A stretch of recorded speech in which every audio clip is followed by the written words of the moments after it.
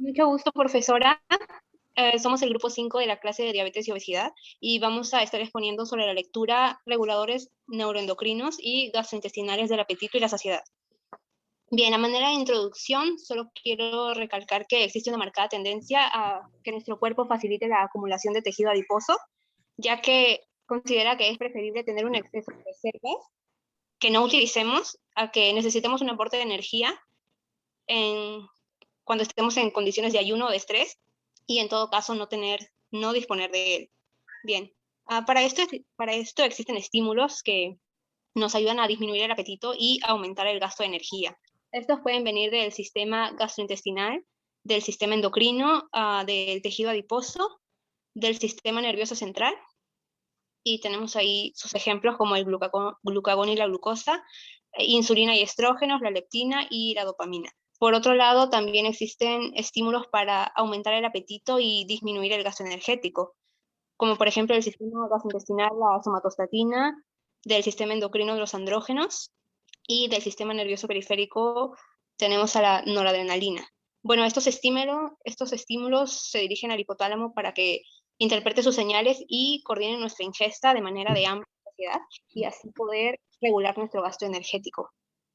Profesora, continuando con la exposición, voy a hablar sobre ciertos neurotransmisores que inhiben el apetito, pero quiero resaltar de que en 1969 se realizó la técnica de parabiosis, que consiste en unir las circulaciones sanguíneas de dos animales vivos, con la finalidad de intercambiar ciertas hormonas u otras sustancias de bajo peso molecular.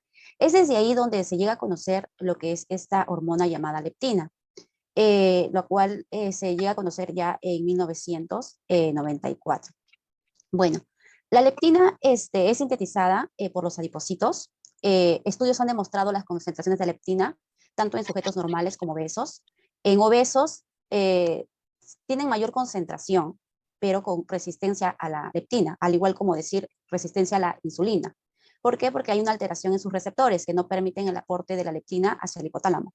Sabiendo que en el hipotálamo se encuentra el núcleo arcuato que sintetiza un neurotransmisor cerebral denominado NPI, lo que va a estimular el consumo alimenticio y va a disminuir el gasto energético. Entonces la leptina va a hacer todo lo contrario, por eso es importante la leptina, va a regular lo que es el apetito, ¿bien? Inhibiendo lo que es este NPI, la secreción del NPI, y va a disminuir lo que es el consumo alimenticio y va a aumentar el gasto energético. Bien, lo cual encontramos aquí en la figura al lado izquierdo.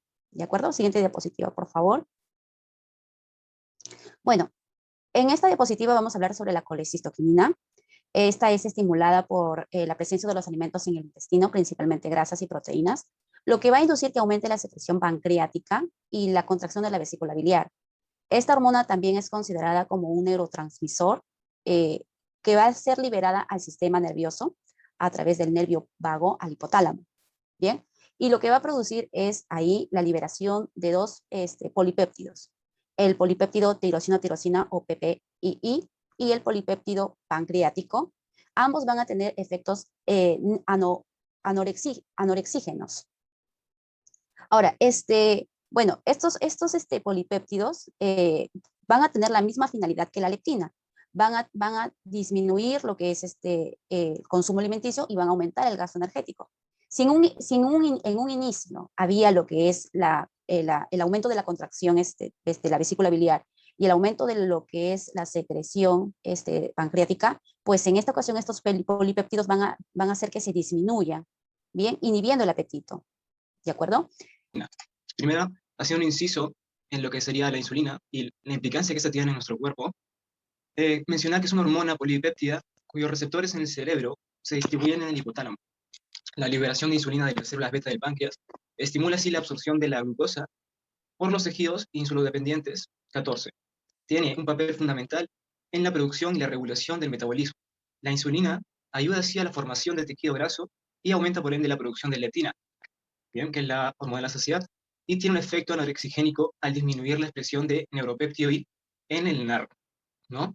Bueno, como se puede evidenciar, ¿no? La administración de insulina a nivel cerebral, lo que ocurre con la leptina, que es la hormona de la saciedad, pues va a ser que va a disminuir el apetito, mientras la disminución, ya sea por menor concentración o insensibilidad a la insulina, produce hiperfagia. en la corteza cerebral. Bueno, la insulina inhibe, como menciono, el neuropéptido I orexigénico junto a las neuronas AGRP y estimulan así las neuronas de anorexigénicas de melanocortina, lo que resulta así en una disminución de querer ingerir comida. Bien, yo le voy a explicar acerca de lo que es el aumento del apetito y en qué consta. Pero bueno, siempre debemos de tener en cuenta que cuando existe un periodo prolongado de lo que es el ayuno, por la cual están lo que es las reservas, la reserva que se tiene de energía, son menores a lo que a lo que se encuentra como el gasto calórico, diré gasto energético.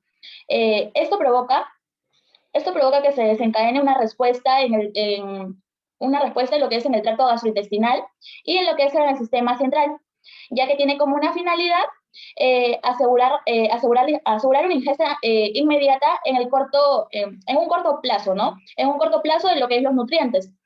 Bueno, se lo divide en cinco partes, ¿no? En lo que es proteína mahogany, la grelina, el neuropéptido, también en lo que es en las orexinas y en el sistema endocannabinoide. Bueno, primero le voy a explicar las primeras tres, que es la proteína mahogany.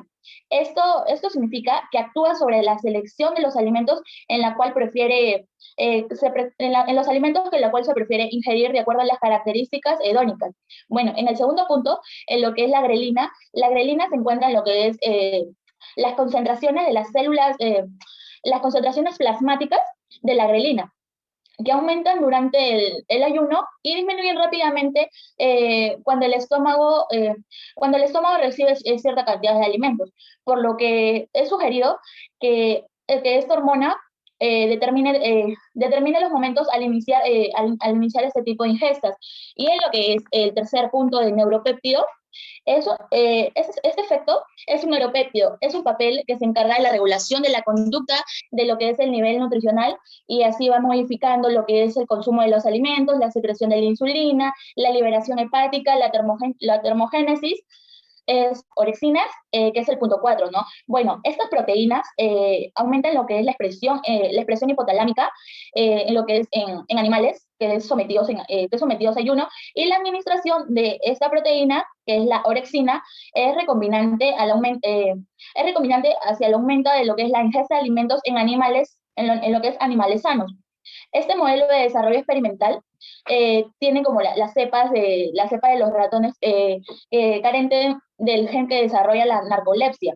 Bueno, en el punto número 5, el uso de este antagonista del receptor BC1 es muy eficaz, ya que no solo es disminuir el apetito, en sujetos que tienen lo que es obesidad, sino también aumentar el metabolismo basal, los niveles de adipoctemia y disminuir la resistencia a la insulina y así los niveles séricos de la insulina y los triglicéridos.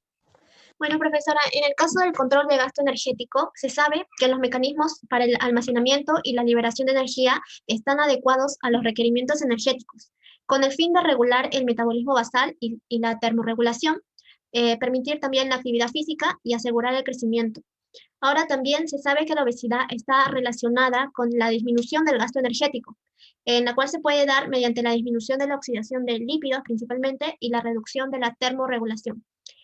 Esta regulación del gasto energético se da a nivel celular y a nivel metabólico.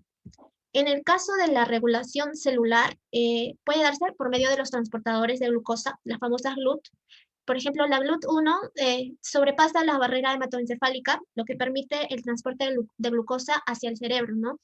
En el caso de la GLUT2, según el artículo, se encuentra en el hígado y en las células del páncreas también. Estas se desligan fácilmente de la glucosa, lo que va a permitir que el transporte de glucosa no se sature. Ahora, en el caso de las GLUT3, estas sí se desligan fácilmente de la glucosa y esto permite asegurar el aporte de esta glucosa hacia el sistema nervioso central, ¿no? Específicamente a las células neuronales.